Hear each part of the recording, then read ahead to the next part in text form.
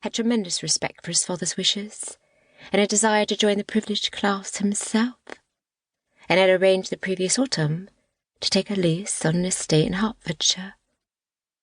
Had Darcy joined him then, he might have persuaded his friend away from the path he had ultimately chosen, but only a month before he was due to attend his friends, his dear sister Georgiana had come within a hair's breadth of eloping with a most unsuitable man, a man with whom Darcy had many years' experience. That he had not warned his sister about Wickham's character was a mark against Darcy.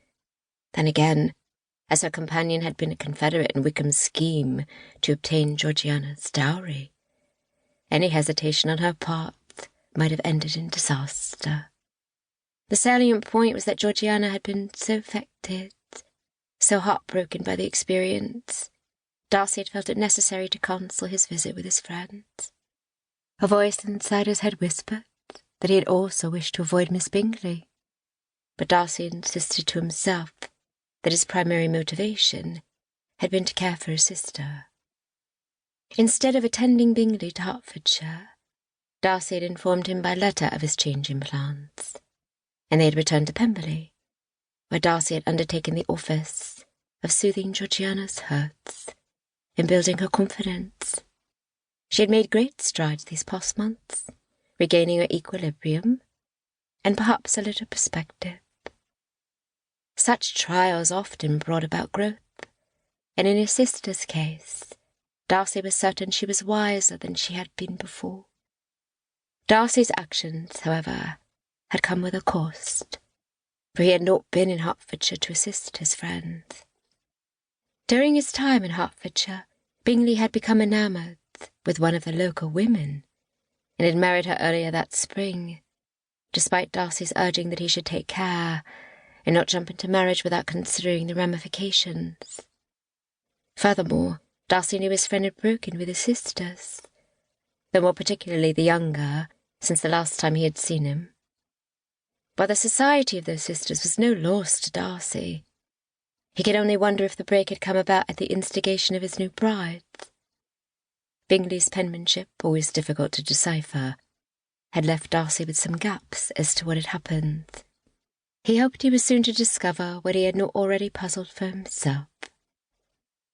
A knock on his door interrupted Darcy's thoughts, and he called permission to enter. When it opened, Georgiana stood in its frame, looking at him with a hint of curiosity. Darcy grinned at her and invited her in, reflecting that earlier that year she might have looked uncertain instead of simply inquisitive. "Are you impatient for Mr. Bingley's arrival?" asked Georgiana, when she had crossed the room and sat in the chair near him. "For several reasons," replied Darcy. "I have not seen Bingley in over a year. It will be good to have him with us again." "Neither of us possesses his cheerful manners," observed Georgiana. "We have not had such joy in our midst since the last time Anthony visited." Darcy smiled at the mention of their cousin, Colonel Anthony Fitzwilliam. "In many ways they are quite similar, are they not?" "They are," agreed Georgiana. "But I do not wish to speak of Mr. Bingley, though if I had allowed myself to be persuaded, I might have had him for myself." Intrigued, Darcy regarded his sister. "Do you speak of something in particular?" "You are aware of Miss Bingley's wishes?" Nodding, Darcy said. "It is not as if she ever hid them. But it sounds like you speak of something more specific." Georgiana shrugged. "There were enough times that she made subtle, or what she considered subtle, comments about her brother and me. One of the last times I saw her, she was a little more insistent, speaking of how Charles was searching for a wife, and what sort of woman would suit him." "And you figured prominently in that description, I suppose?" said Darcy, with a snort of disgust.